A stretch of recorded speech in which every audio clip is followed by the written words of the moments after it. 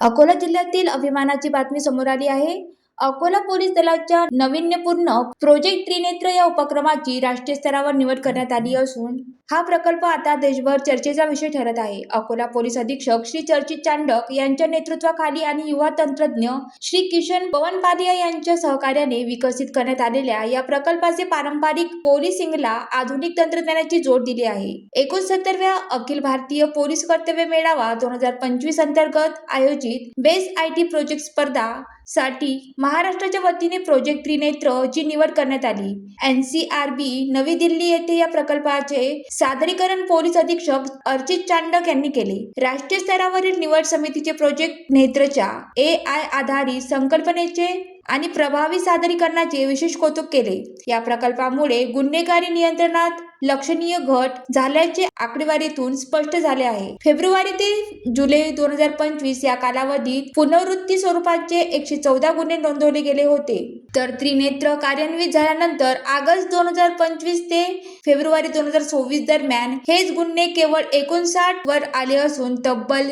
48% घट नोंदणी केली आहे. AI आधारित मॉनिटरिंग प्रणालीद्वारे संशयित गुन्हेगाराच्या हालचालीवर लक्ष ठेवून प्रतिबंधात्मक कारवाई आणि समुपदेशन करण्यात येत असल्याचे गंभीर गुन्हे रोखण्यात अकोला पोलिसांना मोठे यश मिळाले आहे. याच प्रकल्पाच्या मदतीने मोक्का आणि MPDA कायद्याअंतर्गत अनेक सराईत गुन्हेगारावर कारवाई करण्यात आली असून 73 गुन्हेगारांना तडीपार करण्यातही यश आले आहे. डेटा आधारित प्रतिबंधात्मक पोलिसिंगची ही संकल्पना अल्पावधीत प्रभावी मॉडेल ठरली असून स्थानिक स्तरावर सुरू झालेला हा उपक्रम आता राष्ट्रीय व्यासपीठावर अकोल्याचे प्रतिनिधित्व करत आहे. त्यामुळे हा क्षण संपूर्ण जिल्ह्यासाठी ऐतिहासिक आणि अभिमानास्पद मानला जात आहे.